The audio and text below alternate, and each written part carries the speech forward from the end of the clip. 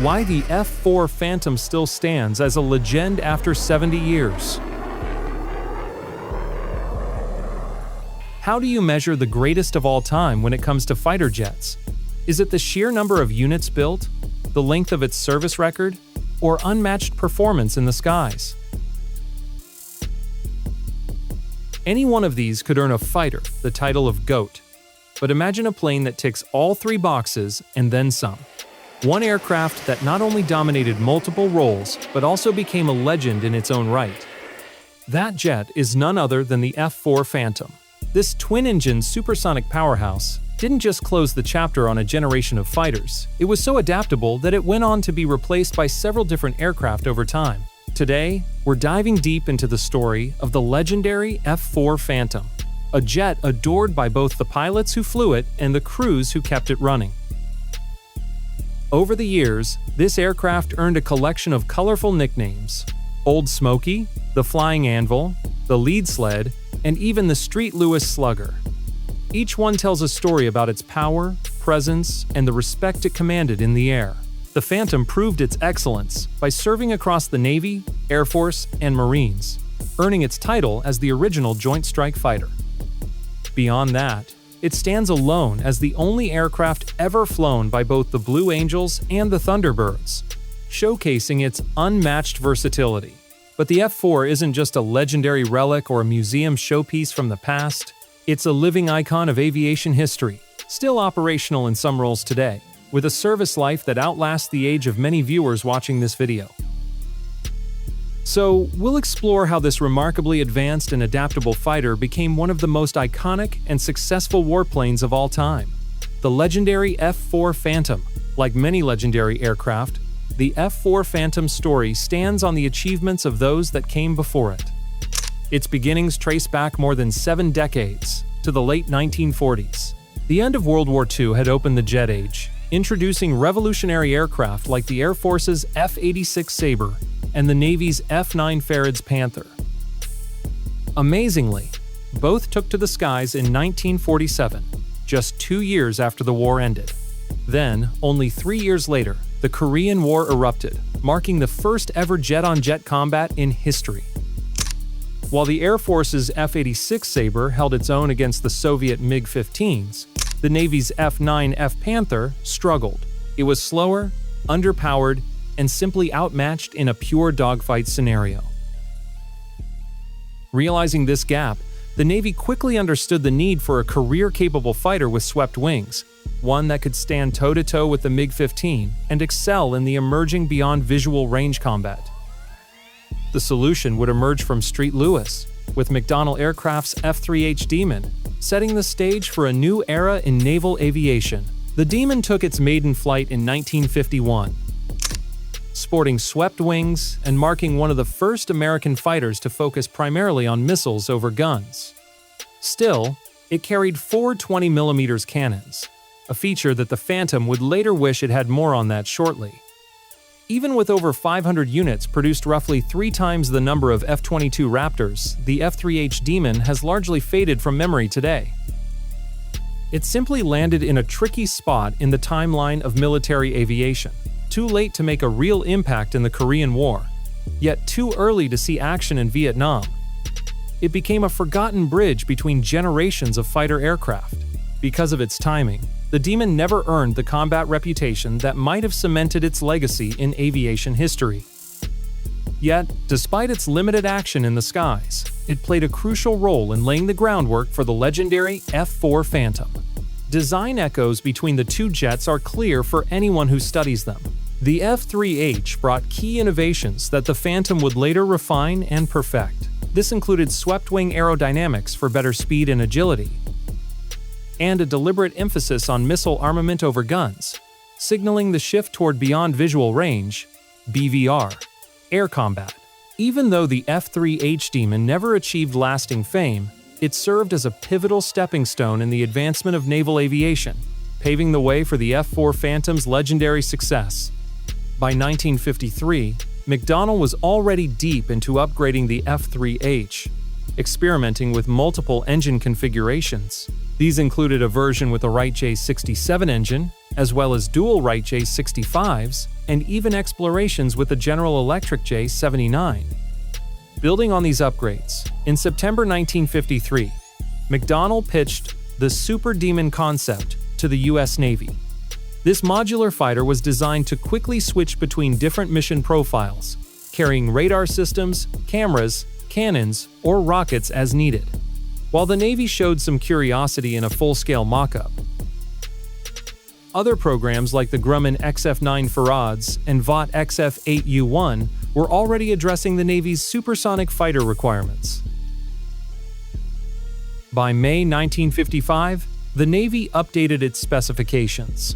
They were now looking for an all-weather fleet defense interceptor, capable of handling advanced radar systems and requiring a second crew member to manage the growing operational complexity. From this revision, the XF-4H1 prototype emerged. It was designed to carry Sparrow 3 radar-guided missiles and was powered by two General Electric J-79 engines. Extensive wind tunnel testing inspired innovative wing features, including the distinctive dogtooth and swept leading edges for improved high-speed control. To ensure safe carrier operations, the aircraft included reinforced landing gear and a specialized nose strut to achieve optimal takeoff angles. The first flight of the Phantom took place on May 27, 1958, piloted by Robert C. Little. During this maiden voyage, he encountered minor hydraulic issues, but follow-up flights quickly proved successful. By 1960, the Phantom had completed carrier trials, firmly establishing its reputation as a top-tier naval fighter. The Navy favored a twin-engine, two-seat layout, largely to handle the demanding cockpit workload, which ultimately gave the F-4 the edge over its rivals. As the aircraft's prowess became undeniable, the Navy debated a suitable nickname. Early suggestions like Satan and Mythos were rejected in favor of the less controversial Phantom II, honoring the earlier FH-1 Phantom. By 1962, the Department of Defense decided to unify naming across all military branches through the Tri-Service Designation System. As a result, the jet officially became the F-4 Phantom II.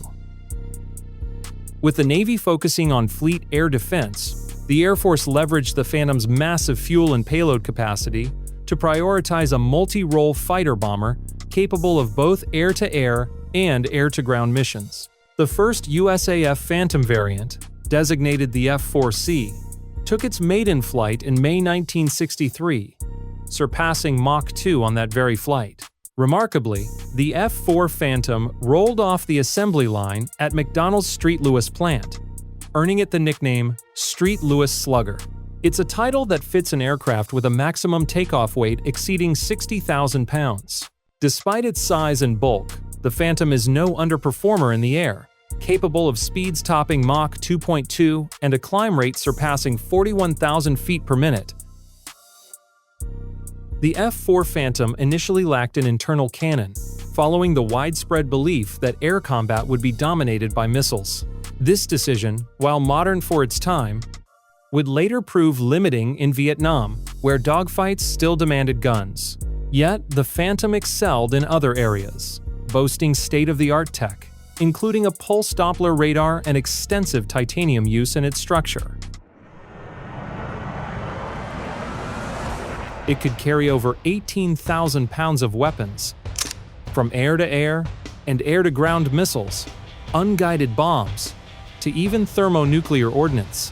Its speed, range, and massive payload capacity set a new standard, shaping the next generation of fighter aircraft. For F-4 pilots, speed wasn't just an advantage, it was a mantra. The Phantom's true power in the air came from its acceleration and raw thrust, giving pilots the freedom to choose when to engage or break off a fight. While MiGs could often outturn the F-4 because of its drag-heavy frame, the Phantom's design prioritized radar-guided missile combat at beyond visual range distances. This came at the cost of maneuverability, and hard turns sometimes caused adverse yaws. By 1972, the F-4E got a major boost in handling. Leading-edge slats were added to its wings, dramatically improving maneuverability at high angles of attack, even though it slightly reduced its top speed. Most pilots agreed the trade-off was worth it. At the heart of that performance are the legendary General Electric J-79 engines. It didn't just power the Phantom, but also aircraft like the F-104 starfighter, famously called the missile with a man in it, and the supersonic B-58 Hustler bomber. Inside the Phantom, the J-79 provided a lightning-fast throttle response, far quicker than earlier engines. While the J-79 was a powerhouse, it did have a notable downside. At mid-throttle, it produced thick black smoke, which made the Phantom more visible to enemy observers. This limitation wasn't fully solved until nearly 20 years into the F-4's service, with the introduction of the F-4S model. Circling back to the internal gun, or rather, its absence, Chaser called it the biggest mistake in the F-4. At the time of the Phantom's design, and for a while afterward, the prevailing missile doctrine assumed dogfighting at supersonic speeds would dominate air combat. Because of this, pilot training focused little on traditional air combat maneuvering, leaving crews underprepared for close-range engagements. In reality, air combat often slowed to subsonic speeds, as pilots needed to position themselves behind enemy aircraft. Adding to the challenge, the early heat-seeking and radar-guided missiles were far from reliable, particularly in the hot, sticky conditions over Vietnam. This often forced pilots to fire multiple rounds at a single target, hoping one would connect. To make matters worse, Vietnam War rules of engagement typically demanded visual confirmation of enemy aircraft, which effectively eliminated the advantage of long-range missile strikes. This gap made the need for a built-in gun painfully clear. Finally, the F-4's long-standing gun problem was solved with the F-4E variant. This Phantom came equipped with an internally mounted 20mm M61A1 Vulcan cannon, delivering the firepower that pilots had long demanded. Throughout the Vietnam War, U.S. Navy F-4 Phantom squadrons carried out a total of 84 combat deployments, flying various models including the F-4B, F-4J, and F-4N. The Navy credited the Phantom with 40 confirmed air-to-air kills, but this came at a significant cost.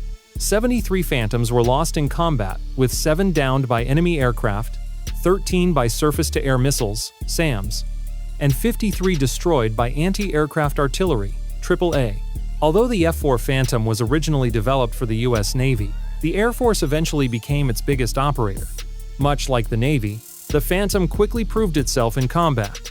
Meanwhile, the RF-4C reconnaissance version made its Vietnam debut in October 1965, taking on dangerous post-strike recon missions, often flying directly into hostile airspace to gather critical intelligence. While the F-4C mirrored the Navy's F-4B in performance, the USAF initially armed the F-4D with AIM-4 Falcon missiles. These weapons, built for taking down heavy bombers, often fell short against nimble fighter aircraft in real combat. To enhance survivability, the F-4D also received radar warning receivers, designed to detect and counter Soviet-built SAMs, keeping pilots safer in hostile skies. The RF-4C reconnaissance variant, flown by 4 squadrons, suffered 83 losses, 72 of which occurred in combat. When combining USAF, Navy, and Marine Corps Phantoms, total losses reached 761 aircraft by the war's conclusion.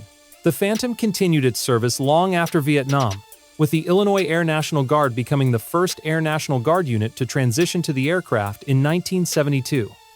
Over the years, the Phantom equipped numerous USAF National Guard and Reserve units, extending its operational legacy. The last USAF Phantoms were officially retired in 1996, closing the chapter on one of the most iconic and versatile fighters in American aviation history. When it comes to Phantom operators, the list is as long as it is impressive, almost like something out of a classic movie line. Beyond the United States, the Phantom has served in the air forces of Australia, Egypt, Germany, Greece, Iran, Israel, Japan, South Korea, Spain, and the United Kingdom. Even today, it remains active in the air forces of Turkey, Greece, and South Korea, continuing to fly decades after its debut. It's hard to truly capture the Phantom's legacy. With over 70 years of service and more than 50 world records for in-flight performance, its impact is undeniable. Perhaps the most impressive testament to the Phantom's greatness is just how many different airframes were needed to finally replace it. Remember, the Phantom wasn't just a fleet, defender, or interceptor. It took on countless roles from interdictor and tactical bomber to nuclear strike platform, suppression of enemy air defenses, reconnaissance missions, and more. The lessons learned from Phantom operations during the Vietnam War directly shaped the development of fourth-generation fighters, also called the Teen series. This includes the Navy's F-14 Tomcat, designed from scratch as the Phantom's successor in fleet defense, and the Air Force's F-15 Eagle, built for air superiority and long-range interception. These two jets are undeniably the Phantom's direct heirs. Big, fast, twin-engine predators built to own the skies. Meanwhile, smaller fighters, like the F-16 Fighting Falcon, also called the Viper, and the F divided by A-18 Hornet, have taken on many of the roles the Phantom once held, particularly in air-to-ground missions, trading range and loiter time for superior agility and maneuverability. Conceptually, it mirrors what the Phantom once represented: a versatile fighter available to the Navy, Air Force, Marines, and allied nations. In that way, you could argue the Phantom was the original Joint Strike Fighter. Thanks for watching. See you in the next video.